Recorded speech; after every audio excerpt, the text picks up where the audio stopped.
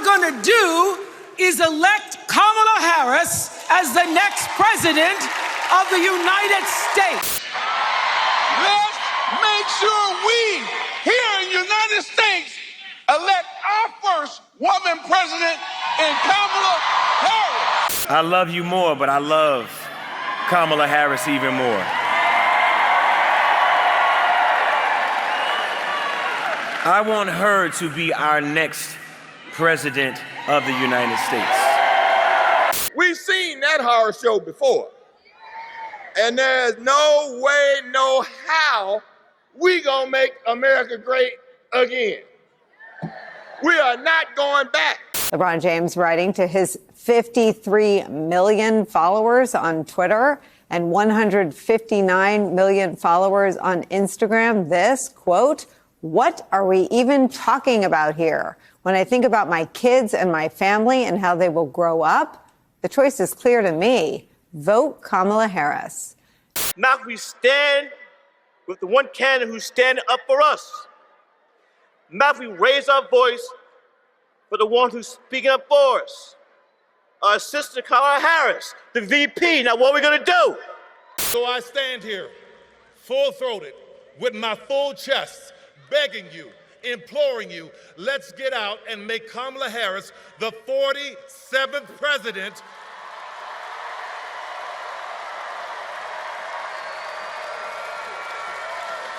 of the United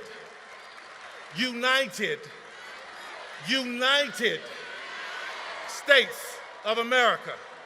We are so happy to be standing here on this stage as proud country Texas women supporting and celebrating the one and only Vice President Kamala Harris.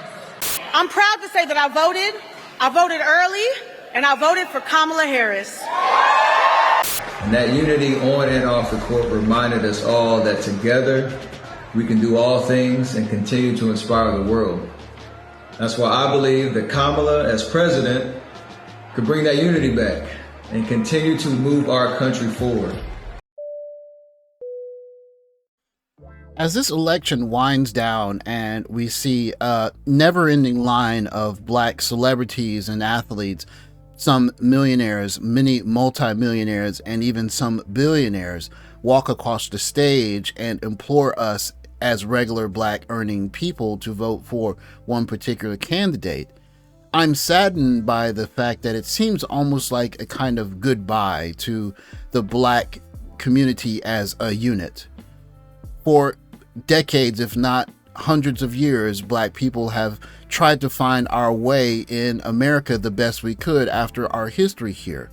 But all of the statistics are pointing to one grim conclusion, that the economic well-being of the black American and the black family is essentially on life support. Of course, there are outliers and there are some people that are earning quite well. But when we look at stats in the aggregate, in terms of the totals for black families, comparisons to all other groups leave the black family far behind. We see often that the black family, when compared to other families, are simply not making as much money, do not have as much money saved, are in more debt, and even have less money available for things like emergencies and the raising of children and the like. It is very sad to see in this particular election so little detail being paid to the actual boots on the ground experience for a growing number of black people that are struggling to own homes and reach the American dream. Instead, it almost seems like a goodbye to the black community that we knew by saying, we're going to have a stream of black celebrities who are by far outliers to implore you for one last time to do what's right and march down to the polls and vote the same way that you voted for the last 40 years and continue doing this until you politically no longer matter. I have voted as a Democrat for the entirety of my life, and having the chance to live overseas, I see what it looks like when governments invest in not just rich people, but middle-class people, middle-class kids, making things like safe neighborhoods and home ownership a possibility for people that don't make hundreds of millions of dollars. What I unfortunately see in this election is a kind of forgetting that the average black person in America is not a millionaire, is not earning $100,000 a year, and in fact is earning somewhere to the tune of $50,000 to $55,000 on the high side. And that is for those of us that are working, not to mention those of us who have had issues with legal issues or having trouble with substance abuse, or even people who are well-meaning and got caught up in child support or wrong place, wrong time.